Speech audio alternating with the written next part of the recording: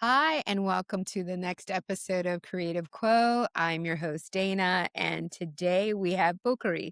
How are you? I'm doing fantastically well, Dana, and thanks for having me. Yes, yes, and it's a pleasure to have you because your background to me, and especially since we met, is so fascinating because you're a professor of cinema studies and Black studies at CUNY at City College of New York, and I wanted to know what was your journey on taking this academic path. My journey, I think I have to credit my journey to credit my grandfather. Okay. So my journey, goes back to Africa. I'm originally from Burkina Faso, but born in neighboring Cote d'Ivoire, sometimes known by as Ivory Coast, but I don't like it to be called Ivory Coast, but Cote d'Ivoire. So early on, I was sent to live with my paternal grandfather, which is still the tradition today. And the idea behind it is like, because I'm the firstborn son, the idea is like firstborn son traditionally, you don't want him to live with a family, send him away so that he can be toughened up, and maybe if he were to be called to take over as head of a family, he should have life experience. So I went to live with my grandfather, who was a Second World War veteran, fought with the French. And when he returned back home to his village, he was the first person to send his son to the white man's school, which was my father. And so early on, he really understood the importance of education. So when I was sent to live with him, uh, he sent me to school, and I was part of the first batch of school, goers in the village, because the village has pulled together funds to build their own school, and then Mm. it went to the government to ask for teachers. So that, my academic journey, could start from that. And what he has taught me is that if you have education and develop expertise, nobody can take it away from you. And basically, to put it in plain terms, how he explained it to me, whether they like you or not, nobody can take away your knowledge, and you can move around with that. You will be independent. And at that time, I think one way for him to entice me to work more in school is that okay? He said, you know what? If you work harder in school, you will not have to work, under the scorching sun, okay, like us. Yeah. And yeah, as 6-year-old, 7-year-old, you don't want to be working in the fields, Uh, with it that long. So that's how my journey. So okay, I took it too hard, and I kept pushing it, and until I had my BA, and from the BA, I started sending application to US graduate schools, and I got accepted with an assistantship at the University of Northern Iowa, and from there I went to University of Louisiana Lafayette for my PhD. So this is how I got into academia. A long winding answer, but this is it. no, a great answer because I'm loving your journey. And it's funny because the same way your grandfather seduced you into academics is the same way my grandfather did too. He told me the same thing. Great. Yeah, he said they can take anything away from you, but they can't take away your education. And he was another one who was like, since I was little, since I was in elementary school, was already asking me what university was I going to. Wow, that was Yeah, he put it in my head at 6 years old, and it. I thought it was natural. I thought everybody was supposed to go to university. I didn't know it was an option. He convinced me that that's what you do in life. Yeah, it's very early on. I like the idea that putting, okay, sowing that grain early on, and just like life and circumstances Yeah. to make it, come to life. Yeah, and that influence, I'm glad that you had that influence and it stayed with you, but why cinema? Like, what brought you to that? While cinema, I will say that cinema is, honestly, it's not my first choice. No, really? But I'm glad that it worked out this way Okay. up to now because when I got my BA at Cheikh Anta Diop University in Senegal, I returned home and really, I was a little bit pompous, okay, that you have a BA in a country where less than 1% of the population have university education. So I thought that okay, I return home, I should have a job, and most of Mhm. yeah. And I didn't, didn't find a job, so I ended up moonlighting, being a conference interpreter with Amnesty International, being a tourist guide, being an English language teacher. I did a lot of things. While I was doing that, I was sending application to U.S. University for graduate studies, and also I took and passed the national competitive exam to be a diplomat. Yes, I passed that exam and I went through a 2-year training. And at the end of the training, I was top of my class in the section international politics. So I was top of class. So fate had it that as I finished, Yeah. my training, I think 2 months before I received the citizenship award letter. So I had to pick between the two.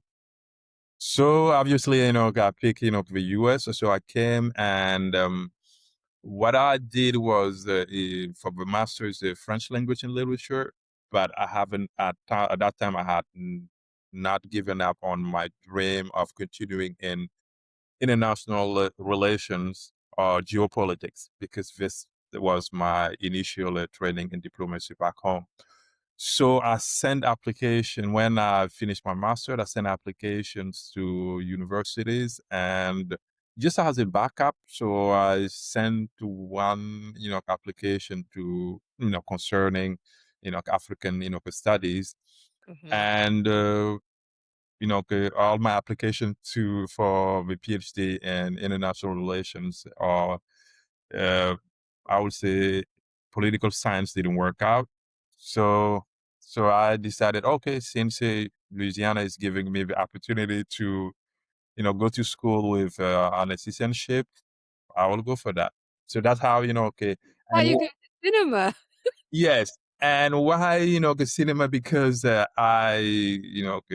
for I would say 7 or 8 years during the time that I spent in Ouagadougou, the capital city of Burkina Faso, okay, I lived in this, atmosphere of biannual celebration of African and Pan-African, cinema through FESPACO, which is the French acronym for Pan-African Festival of Cinema and Television of Ouagadougou, which is the premier festival on the continent. And I like to refer to it as the Africa's Cannes Film Festival. Okay. Yeah, because if you are, a filmmaker, you want to go to FESPACO. You want to go to FESPACO. And it's, established since 1969. Wow, yeah. Yes, and open to Africa, but also the diaspora. And for the diaspora, we have the Paul Robson Prize, 'cause that's celebrate work from the diaspora. So, being part of that environment where every 2 years you have a celebration. You have, 1,000 of festival goers that converge to Ouagadougou. And also, it's not only a film festival, but also it's a popular event where, where the government decides that, for the 10 days, their works, stops at 2 p.m. So instead of 5, so that people can go to the festival. So that's how, I really got immersed in cinema. Yeah, and then now it's your passion, right? Yes, I think, yes, yeah, it's my passion. And also, could bring me, I want to save some bread, could bring me also, to my job. So very passionate about, the cinema, African cinema, and more so about African animation. Yeah, because you started a festival, correct? Or you're part of a festival for African animation? Yes, I started a festival, launched a festival I didn't know because I initially, the idea, was, germinated in 2019. By the end of 2019, I started contacting people for the first edition, which was scheduled to be October 2020. But nobody knew there's going to be COVID. In late 2019, so I remember going back home to Burkina Faso, meeting with the Minister of Culture at the time, Sango, and he had agreed to come, to the festival. Mhm. And I was very excited. And then, February, March, we are in the midst of COVID. And then I had, to cancel the in person, but still we went ahead and had the virtual one. So this in 2 weeks time, less than 2 weeks times, we'll be having the fourth edition at the Africa Center in Harlem here of Africa, Harlem African Animation Film Festival. Yes, I'm the founder and executive director. Wow, and so what's it been like? Like, how has it been with entries and turnout? There is a very good demand of animation, generally African animation in the US. I would say because the audiences started getting exposure to African animation through Disney, Mm, Netflix, that mhm. has started co-productions and co-production, started 2020 and 2021. So most people are aware of Kizazi Mosto, Generation Fire, or lately Yanu, Iwaju, I'm talking about, and also on Cartoon Network. So that how that interest is there, but also it's another form of storytelling that bring culture, history, creativity, and technology at the intersection. And like maybe prior generation who has grew up on, I don't want to say jazz or comics. Yeah. 'Cause this generation, is growing up on animation, on gaming. I think those make it very, very in an hospitable, place. That's where I was very, I would say, I would say proud and honored to have offered what, it's not what I considered but the first class on African animation to taught at any university in North America, 2 semesters ago. So every spring I teach an African animated class. Yes. How many classes do you teach? Because I feel like you're overworked. So so what's going on with you in the academic world? Yeah, I think, yeah, there are times, where I feel that I ran on fumes. Yeah. So, yeah, this, my load is, used to be 3-3, 3-2, but now it's 3-3. So, but this semester, since I'm also, the deputy chair of a department, media and communication art at City College. So I have a course release for that, and so I teach two classes this semester. One class is History and Theory of Cinema from the invention of cinema to 1945. And the second class is a class that I've created for 10 years now. It's called Parallel Movement, African Cinema and African American Cinema, where, compare the two. I wanna take that class. You're welcome. I'm gonna just jump in and hide in the back, even though I'm not a student at Cooney. That's incredible. And tell me, if you can discuss with me, what are some of these parallels you see in our cinemas? The parallel I would say is not. I want to say the origin story, how its cinematic tradition has started. I know for African American cinema, you have one school of thought that says that for the birth of African American cinema is in response to the birth of a nation. Yeah, And there is another school, of thought that said, no, it's not in response to the birth of a nation.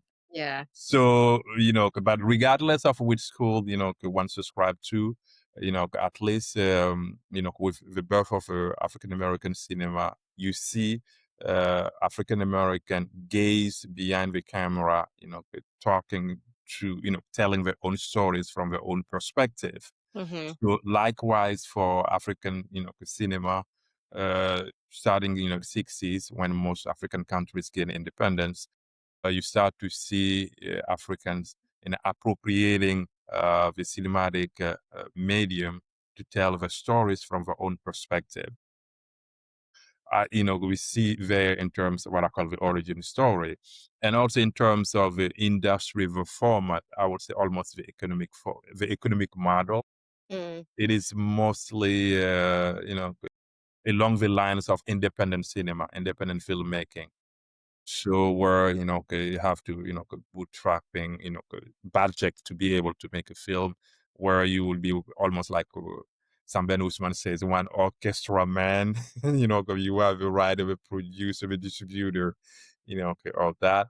And I think, that's where, the parallel and also where the intersect. You have the LA rebellion. I'm talking about, Yes. yeah, Yeah.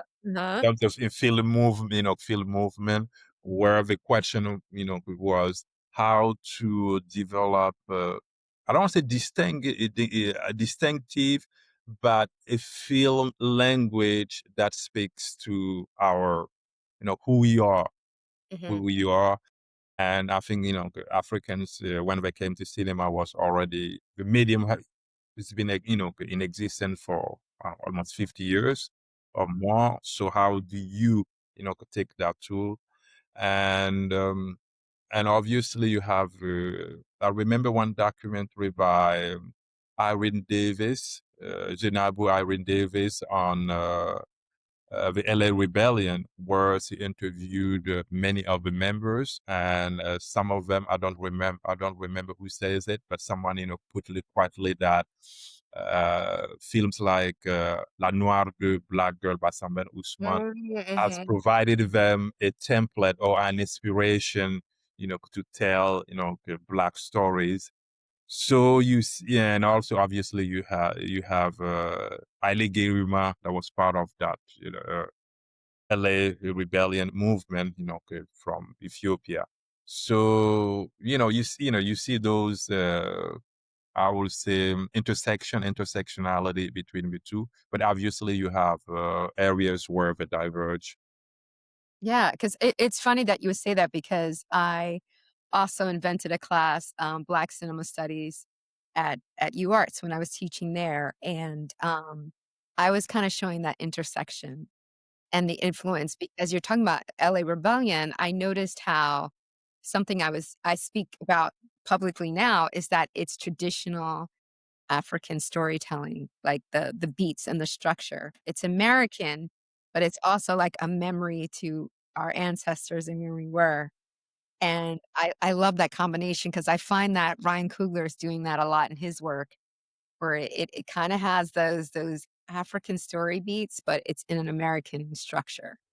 Yeah, yes. Yeah. Yeah, and I love it. I love it, because matter of fact, in my class, I had them watch Mari Diop's, film, Hmm. and a lot of my students, because they're, growing up in America, the structure, they were, like, feeling a little lost, and I was like and I was like, what I love about actually in the Global South, but especially in African cinema, is that it's not necessarily linear, and it's not necessarily the 5D, like, the spiritual world and the world we live in, they intersect and they go back and forth, and memory and present and past, and it all kinda weaves back and forth, and so you really have to pay attention in a way that sometimes in American cinema you don't, it's kind of like you kinda know the structure and you know the beats, but I feel like African cinema asks you to participate the same way our music does, the call and response, like, you have to actively be involved with the storytelling.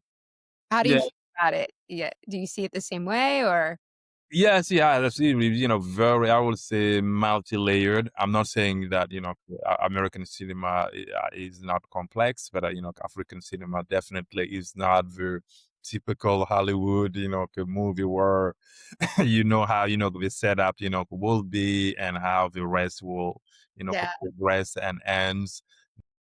and also it's not about escapism, because what sometimes I ask my student, I say, in terms of audience experience, from what I've noticed, at least on the continent, in many countries on the continent, after, okay, at the end of a film, post screening discussion, or even audience, streaming out of movie theaters, people will be asking themselves, exactly what was the message here?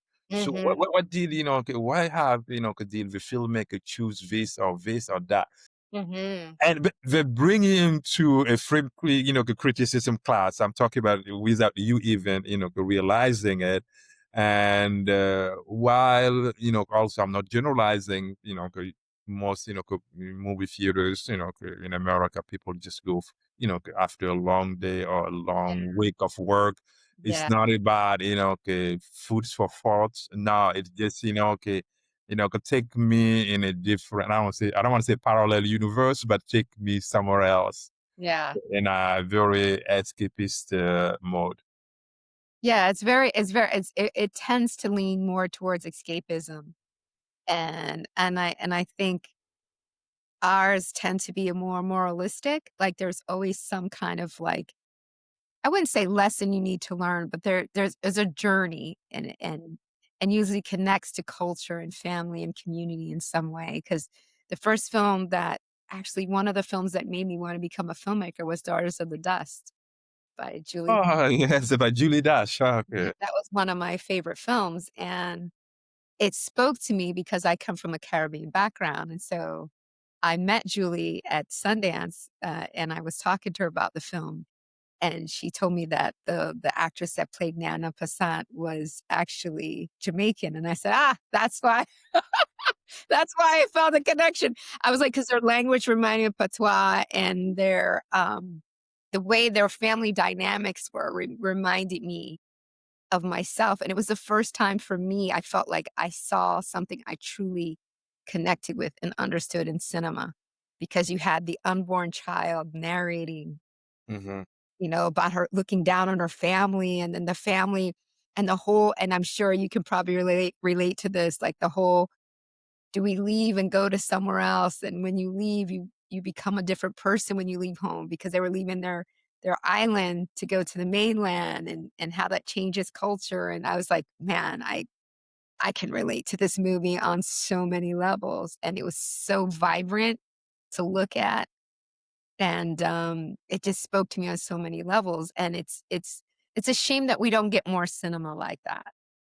Yeah, this film is, okay, Daughters of a Das is powerful, It's powerful because, yeah. yeah, I continue to screen it, in my class, and I always preface, okay, the screening, by telling the student, don't expect the traditional narrative arc. Yeah, exactly. Uh, because no, it's not, it doesn't give you the structure.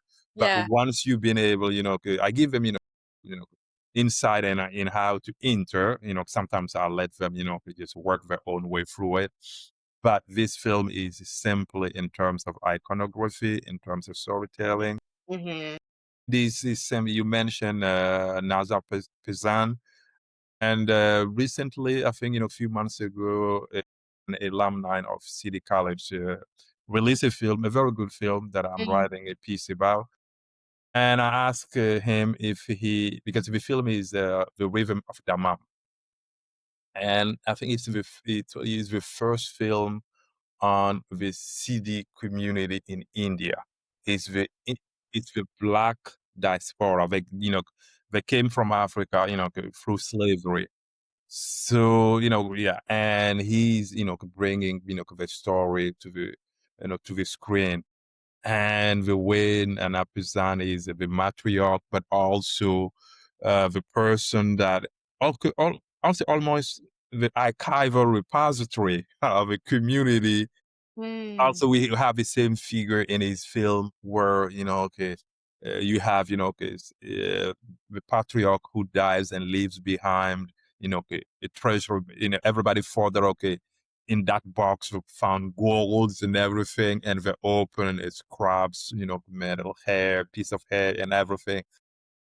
All get mad, except yes, except the grandson who comes back into it, and he will be, I think a 10-year-old, grandson, and he will be, almost like in Julie Dash, the Daughters of a Dash, the one narrating and bringing the story to. Yeah.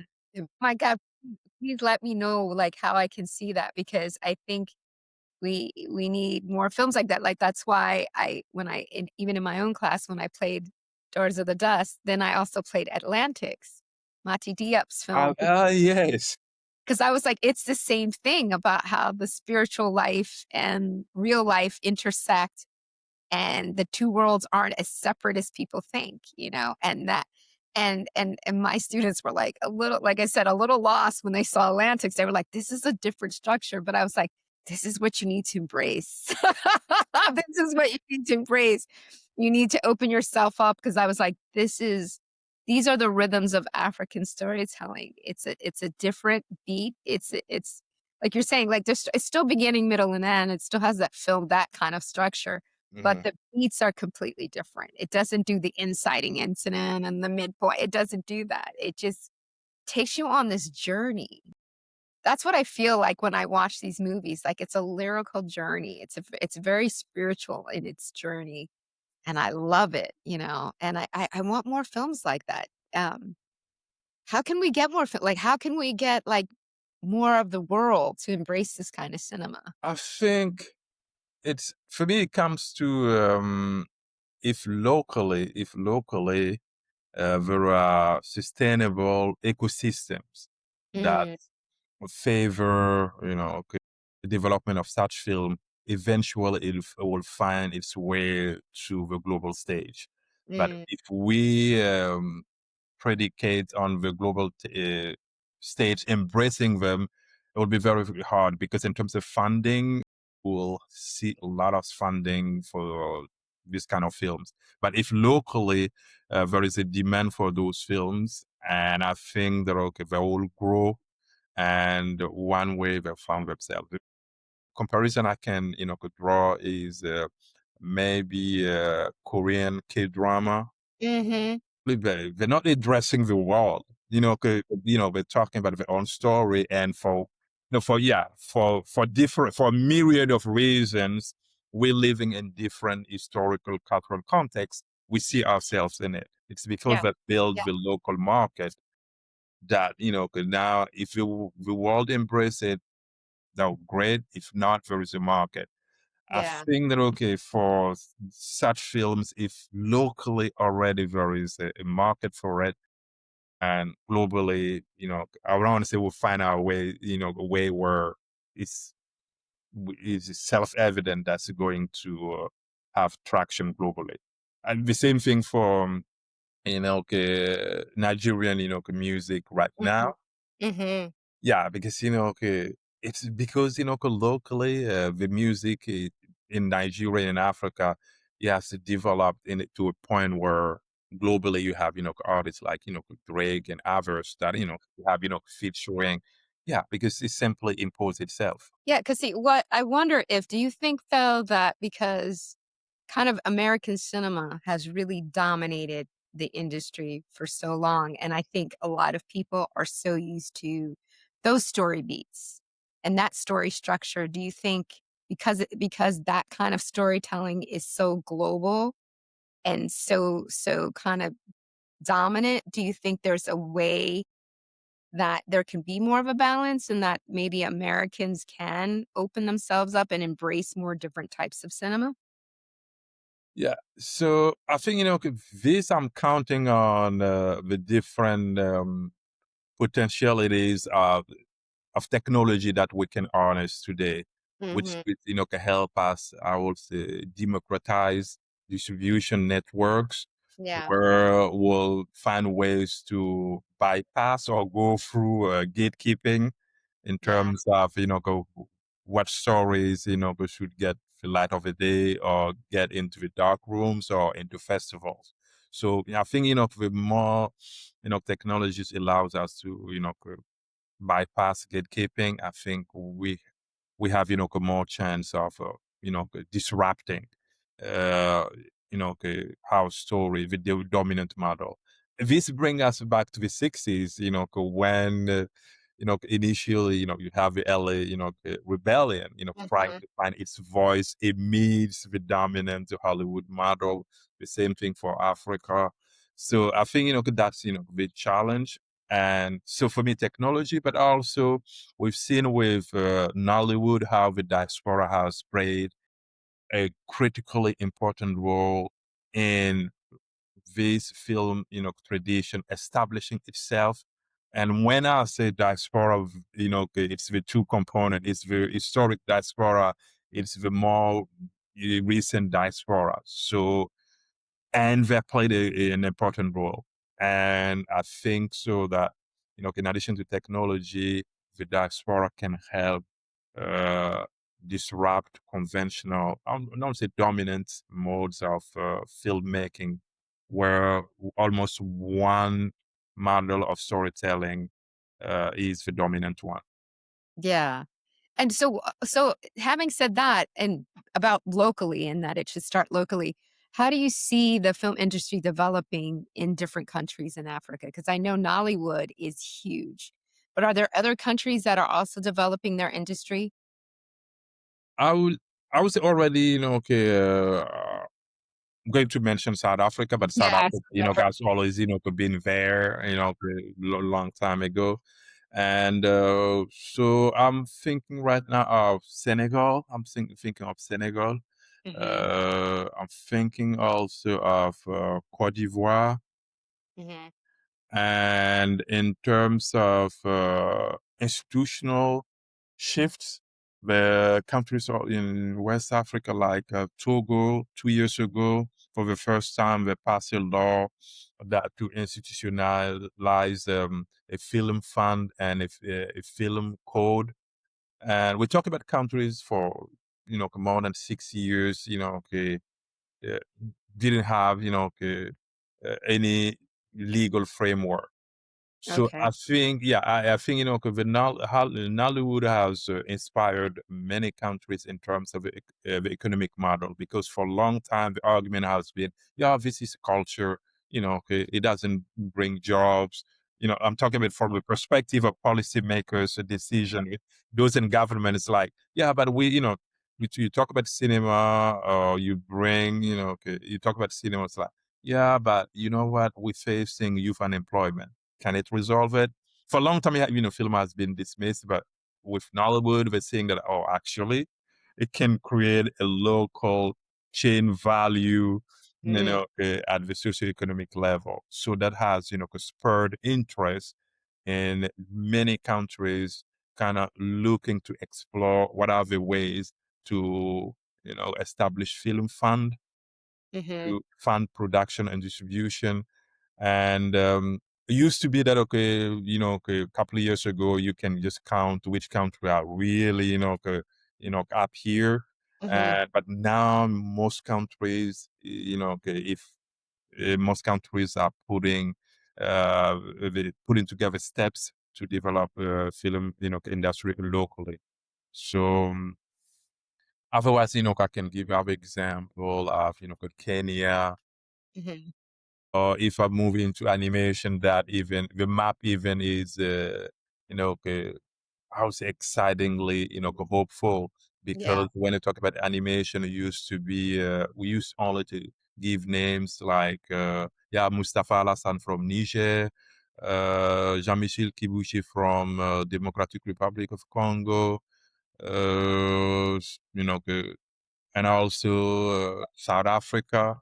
But Mhm, now you look at for the less than 10 years ago, you have an explosion when it comes to animation, because uh, these young people came to animation. I mentioned earlier technology, simply, okay, watching YouTube tutorials.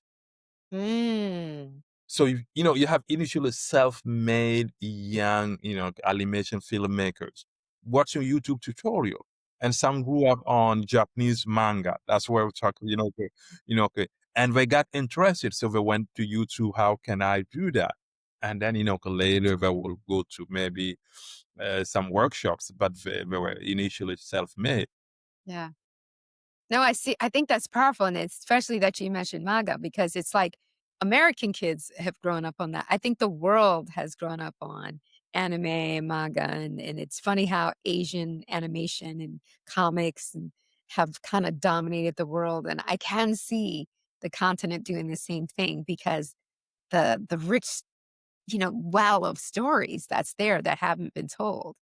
And, tapping into that and finding this medium and finding this space to finally tell these stories, it's exciting. Yes, there is an incredible amount of cultural richness in terms of storytelling that still remains to be tapped into, and that's why I hope I'm not going to make enemies here. That's why in one of my my book was in West African Screen Media, I was mentioning and very recently in one of my textbook how American giant, also recent forays into Africa sometimes can be, likened as extra victim, to extract, Yeah, okay, with stories because whether, the reality is Africa is kind of a new frontier when it comes to stories because you have a lot of, so much stories that is just there to be, told, and also a market that is not fully formed yet. yeah, Yeah. So but hopefully, okay, I would say, hopefully, locally, I'm talking about the local stakeholders on the continent will be able to take advantage of outside interest and leverage it so yes, yeah, and so not that get okay, yeah, it. Yeah, yeah, so yeah, that they can develop their own, the local ecosystems. yeah, Otherwise, it will be just another company or another media giant coming and extracting and right. just leaving just scraps on the table or under the table and leaving. Yeah, Yes. yeah. Do you think there are gonna be any co-productions between countries in Africa?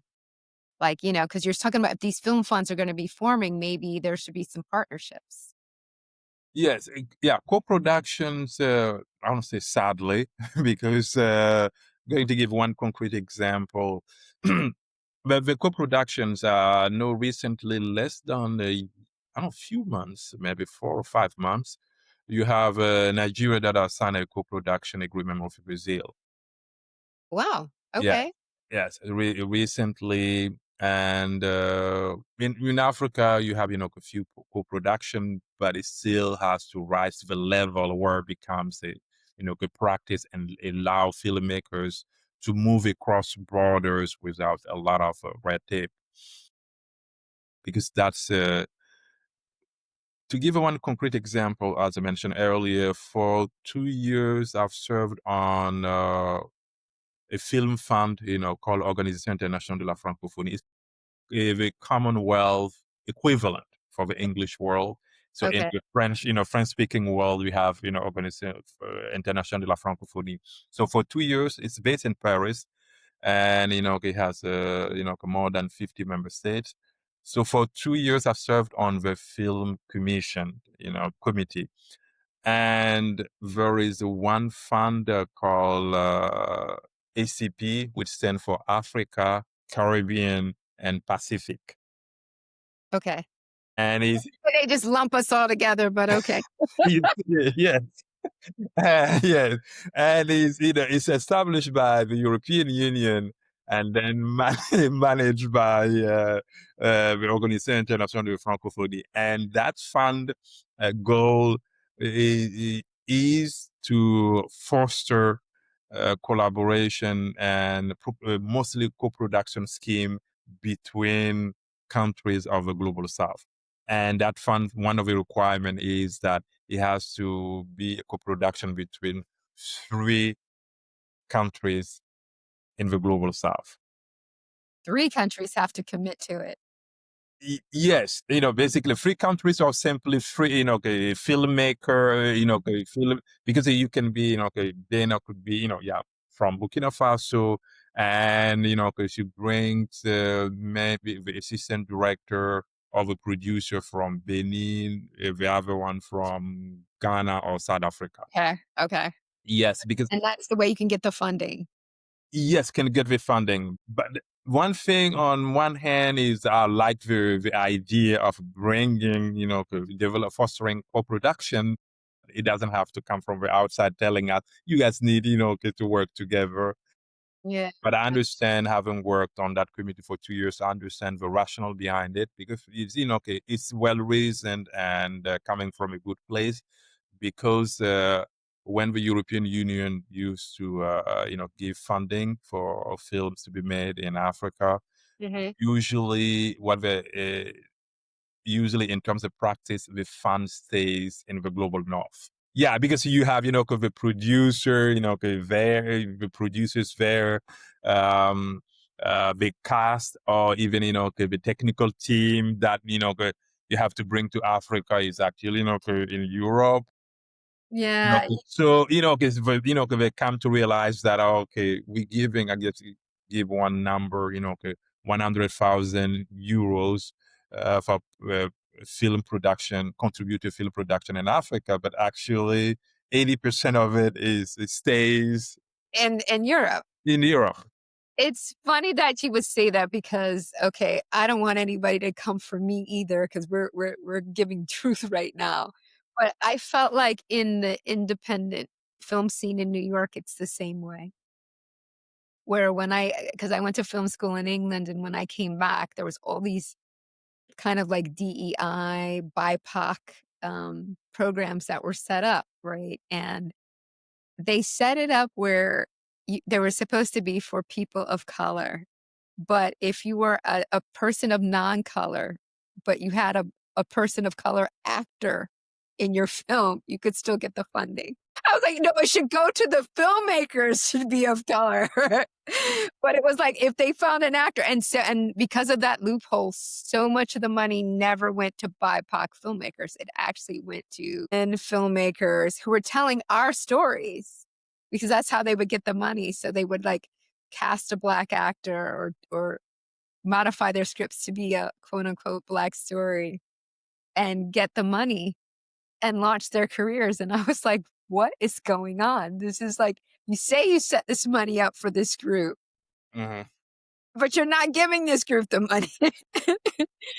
I was like, oh my God. And it was like, and their mindset was that as long as the representation is in front of the camera, that's good enough. And I'm like, that's not good enough.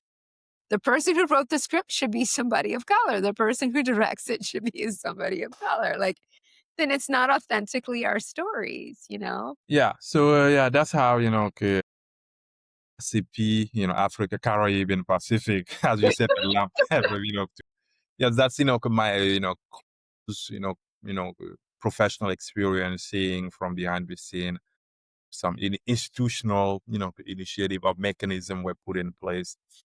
But I would say the downsides of it is, of insight that it provides us is when I say we, we don't need to wait for the outside, to Yeah. tell us to come together or develop uh, co-production across, the, I would say, national, transnational, borders. And that's sadly the case because this we're talking about cinema, but Yeah. the reality is, uh, if you are in Africa as an African, very difficult to travel to other African countries. It's true that many countries are Mhm, now declaring visa free for, you know, mhm. African citizen. Otherwise, coming from the global West, European, would find it more easy to travel to different African countries. Really?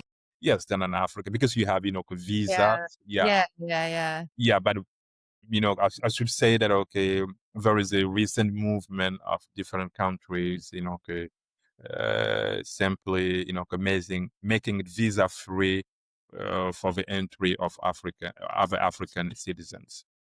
Well, if you could name a few filmmakers or films that you think people should watch, African films that people should watch, can you give us a quick list, like maybe your top 3? Wow, top three. I will go for hyenas by Okay. Djibril Mambéty Diop. Okay. Uh, second, top three. Second, definitely Black Girl. I know for many people, Black Girl will come first. Thank yeah. Yeah, but I've come to give some appreciation to Ghibli Mambiti Diop. And the third one, maybe more recently, to nudge, our listeners and viewers to also look into animation, is the very recent anthology of African animation known as Kizazi Moto Generation Fire, as feature 10 10 different filmmakers from nine different African countries, Mm. and that gives you a view of what is going on in terms of Afrofuturism, in terms of the new, I would say, emerging or almost established animation filmmakers on the continent. I believe it's available on Netflix.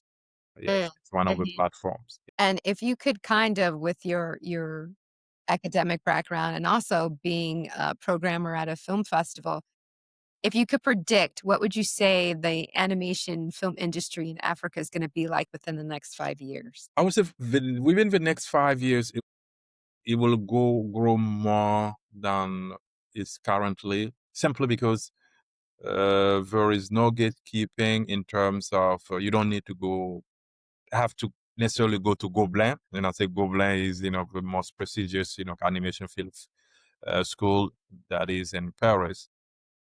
So the fact that okay, the access is democratized, I think that, and also the growing exposure worldwide of African animation through the free main US based and also accessible through the world media giant. So you have Netflix that does a lot of co-production and distribution of African animated content. So you have recently Cartoon Network, you have Disney. So those are, okay, have, brought African animation to global audiences. And there is more and more and more on the continent, coming out in terms of animation. And I personally feel that, uh, I know my live action film colleagues might not maybe like to hear this, but I think in the next, I would say the 10 years, next 10 years, that okay, I don't have a crystal ball, but I can bet on it that in the next 10 years, animation and gaming combined definitely, could overtake live action cinema. Wow. Yeah. In terms Yeah. of the revenue, there is no, I don't say debate on that, because it's fueled by young people who grew up, okay, simply, they grew up on, on these mediums, and they themselves find themselves, they can relate it to more than sitting through an hour and 30 minutes or 2 hour movie. And also it's almost a part of everyday life. Just said you can see animation in gaming in different sectors of our every daily life. So I will, to give you one statistic, and once again, we lump Africa with other countries. One statistic that came out last year, 2024, you have the revenue of gaming and that they lump together. Africa and the Middle East was $7.7 billion. Wow. So that's what I said already. Truth be told, have more African, gaming content is mostly played almost 80 to 90% by players outside the continent. It's Really? something, yes. So wait a minute, I didn't even know there was a big gaming industry in Africa. I had no idea. So tell me a little bit about that. But I wouldn't say industry yet. It's something that, emerging. It's emerging. I would say, it's very embryonic. Mhm. In terms of the practice of gaming, it's Mhm. really something that, already, on the continent, it's established with young people. And for Yeah. the last, a few years with, the sports betting, the fuel gaming, Yeah. again. But when I'm mentioning, with $7.7 billion, the Middle East and Africa, uh, but sadly, the revenue doesn't, the African, game developers and don't capture that because most of it, because of the studies that are, made, and we found that, close to 90% of the gamers who played African games are located in the global north. Yes, simply because, and many on the continent are scratching their head. Why is that? And some explanation is simply the price point. Yes, because if it's a game, it's let's say 40.99, which is not the case. It's usually, even it's 40.99 or even, $20. Hmm. So how many? And mind you, these are young people who may not always have the funds. Yeah. Many young people can afford, $10, $20 on a game, play a game, Yeah. and maybe, twice on the Yeah. continent. Yeah. So Yeah. it ends up being, for those in the global north who have, the means, resources, and also, the connection in terms of internet, reliable, Yeah. Yeah. that's do it. So, but in terms of what the market, what you represent, I would say animation and gaming in the next 10 years will surpass live action, because cinema in terms of revenue, but live action cinema will still, could be in terms of, I would say visibility, okay, maybe, it's always at the top. How do you see just globally the shift? Because, we're in the age of AI right now.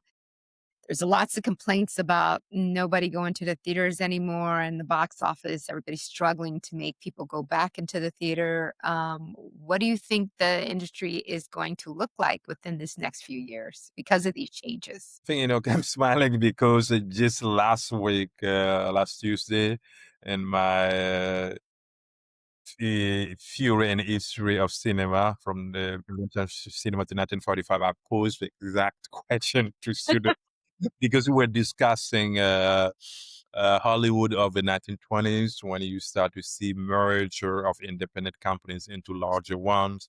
And I was, discussing, and as an outgrowth of discussion was, where do we see the film industry today going with AI? And surprisingly, I think I don't say the consensus, but I would say most of the students says that, yeah, it's definitely going to revolutionize filmmaking industry, and that they're willing to use AI as a tool to assist with certain tasks, but not replace creativity, the brains around, how to make stories.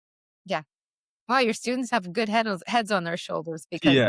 I feel the same way. It's a tool. Hmm. It's definitely a tool to use to help with development or help things like that, but it cannot replace your eye or your imagination. It can't do that. But I'm wondering on a business side, on the creative side, I can see it being a powerful tool to help Hmm. filmmakers. But on the business side, I don't know what's it gonna do to the industry.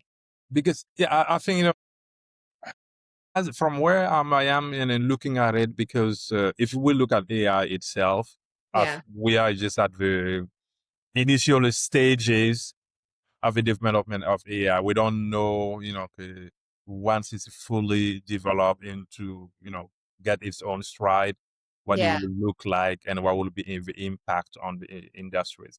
But if the internet is a, I don't know, comparison in how it permeates our, lives and professional, work, we can assume that in terms of the industry, it will have, repercussion. It will have major, implications. Now, will it make it more? like the internet to in terms of distribution were, I would say along the line of maybe virtual or augmented reality, where could push the audience to maybe have a different look at cinema. Mm. And in that case, it can boost, could generate more revenue for the industry. Or or is it, going simply to AI making film itself? I'm talking Mhm. about, yeah. Yeah. And in that case, it could be, I don't want to say very visceral, argument of a labor replacement. In that case, we can be in a situation where uh, that we can experience and witness destruction. Yeah. That's what I'm curious about, like, the disruption, because I wonder is it gonna be this big game changer that democratizes everything and makes it pretty even, like you said, gets rid of the gatekeepers, and now anybody who has a story, a vision, and knows how to prompt, they can make it, and they can put it out there in the world, which is amazing. But then I wonder, like, how is Hollywood and how are established entertainment enterprises, how are they going to react to this? I think that okay, at one point, I think if the technology comes rolling out, and at one point, I think even Hollywood has to adapt to it. If it's if it's as we think, or as this the experts think that it might come out being very impactful, I think Hollywood has to adapt to it. Now, now how can that shift translate into the box office, or even the field of filmmaking itself? So if we sorry, I'm laughing here because it makes me think a little bit, a couple of years ago when NFTs were, a big Yeah, thing. yeah, yeah. I'm not saying that, okay, I'm not even making the argument that, okay, AI will be, could be flip. No, I'm just saying that we, okay, when it comes to cinema, we can see changes that initially will be promising. That would we can see perceive that very threatening, and then at the end, it will not could turn out to be destructive to the industry.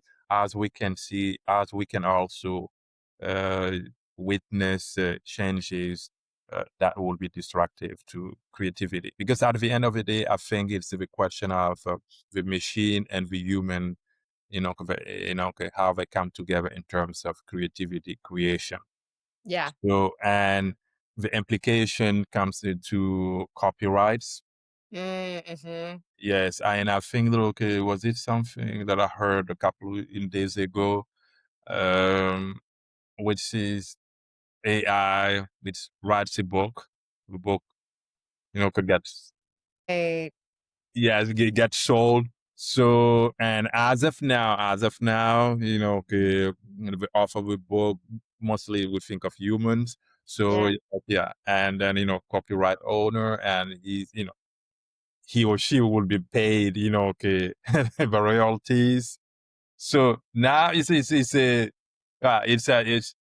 AI. So How do you get the rights to it? You didn't really write it, right?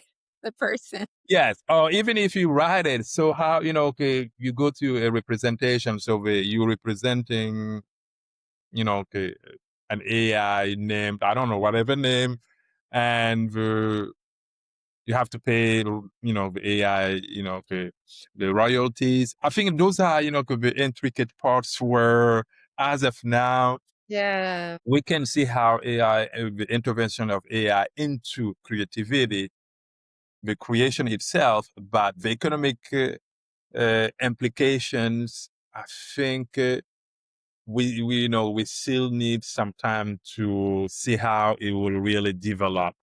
Yeah.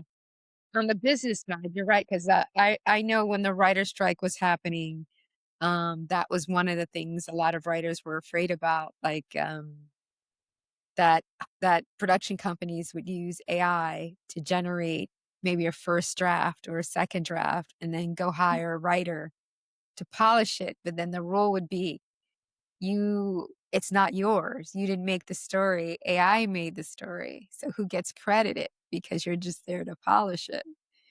And it's a really, like, nobody knows how to assign things with using this technology, you know?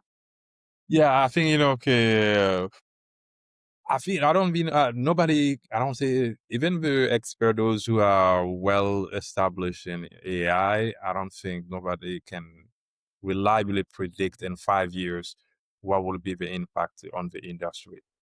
Yeah. I Yes. guess we just gotta live it.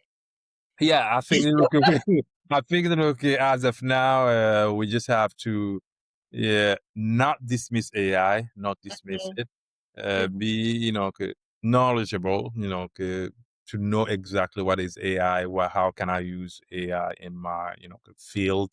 I'm not Mhm. saying we have so that we don't get caught off guard, to know at least how to use it and maybe start thinking for ourselves what could be the implications for our own I don't say fields because it was going to impact because on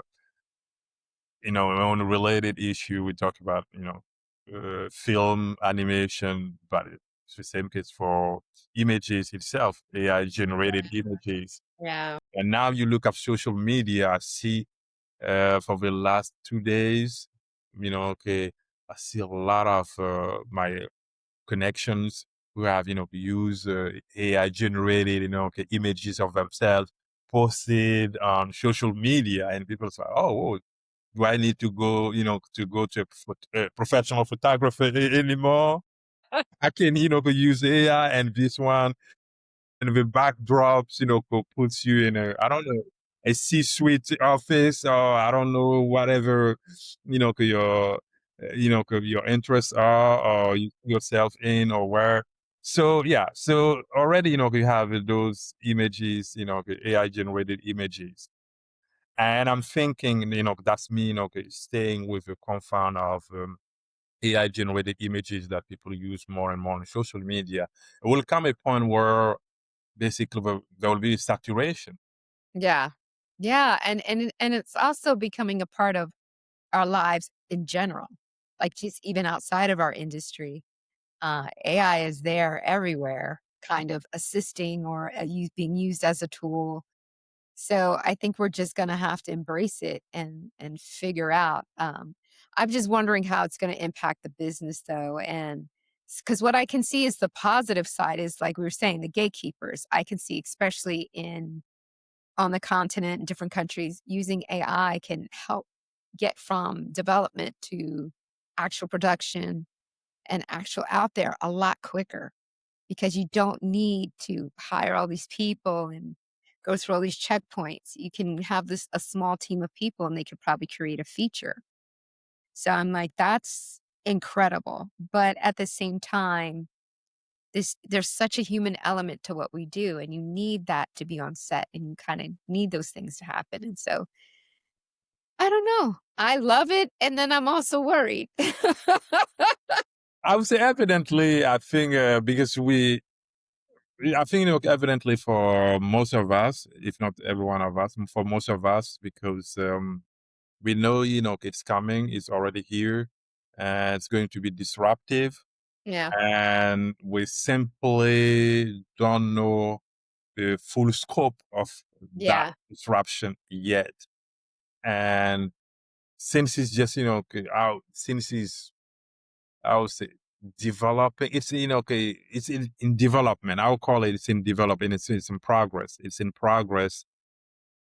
Um, for me, it's just okay. Where to see and what we can see. We can do okay while not waiting, but okay, while it's okay in progress, just to arm ourselves with knowledge, with the potential intervention in our own fields, but also in our own personal lives. I think, okay. yeah, no, I agree with you. You would just have to you have to educate yourself, and you have to use it responsibly, 'cause that's another thing. I think there's some people who might be using these tools in an irresponsible way, so, uh, you know what I mean. Yeah, yes, and yeah, I think and even now publishers, drawing attention to authors because I'm currently finishing a book proposal for a third edition of my textbook, African Film Studies and an Introduction. And in the book proposal, or a question where the acquisition editor, asked, "Have you used AI?" Really? Yeah. Wow. So I mean, yeah, because I think that yeah, I think in terms of creative in cultural industries, here creative industry, the publishing industry, yes, yeah. So uh, AI definitely is going to impact, is impacting, but they still look for the human voice. Yeah. Mm, Okay. mhm, mhm. I agree with you on that. So I always end each episode with my guest giving me a quote because this is creative quoting about creative intelligence. And so I like to ask for a creative quote. So if you want to impart your wisdom Mhm. onto the audience, what do you want to leave? What do you want to be quoted as saying? Wow, that's on the Just spot. I just hit you with that. I know. Yeah, because I think maybe what I'm going in terms of creative slash productivity, and this is from my own experience, from my own journey, is that I would say okay, discipline will get you. I would say discipline and consistency with the two. Discipline and consistency will get you higher, more than talent. This is what from my own experience. No, So you're right. I yeah, think will get more than it, talent. Yes. I think you're right because there's plenty of very talented people I know, but they're kind of stuck somewhere because, yeah, they haven't hit that rhythm yet. Hmm. Yeah, yeah. That's a great quote.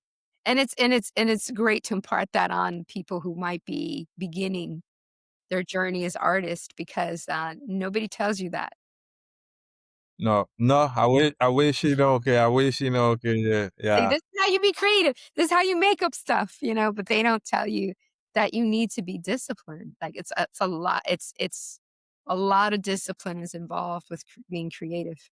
yeah, and keep consistently going at it, and going at it. Yes. Yeah, that's the truth. I love that quote. I'm gonna write it somewhere. I'm gonna put it on a notebook Thank you. because it's the truth. Yeah, yeah. It's 100% the truth. But thank you so much for joining me today. I'm gonna watch all those films. Well, I've already watched Blacker like a million times, but maybe I'll watch it again. Mhm. But Imma watch those films, and thank you so much. And just to let people know, where could they find you if they wanna follow you? They can find me on Instagram, and my handle is Boukary Boukary 776. They can find me also on LinkedIn, Dr. Boukary Sawadogo, on Facebook also. Okay. Well, thank you so much. And maybe, I should, I will, let me, cause close by inviting all, if you are in New York, Yeah. I invite you all to the fourth edition of Harlem African Animation When Festival. is that? Give that detail out. It is on November, not November, October 22nd and 23rd at the Africa Center in Harlem here. So we have screenings, we have panel discussion what is from the perspective of African animation studio creators. Mhm. And also the second day we close of the festival with a stage performance accompanied by balafon and kora African music. So October 22nd and 23rd at the Africa Center in Harlem. Okay. Thank you so much. You're welcome. Okay. You have a good day. And thank you so much. Thanks for having me. Bye Yeah. bye. Okay, bye. I hope you enjoyed our conversation today. I am truly inspired. I hope you are inspired. You can follow us on Instagram through 3CK Media. You can also look at us on YouTube, where we'll be posting the video versions of these conversations. And by all means, you can follow me at Dana Verde, which is on Instagram. Thank you so much for joining us. Every Wednesday, we will be airing a new episode, so we hope you come back next week. Thank you. Bye.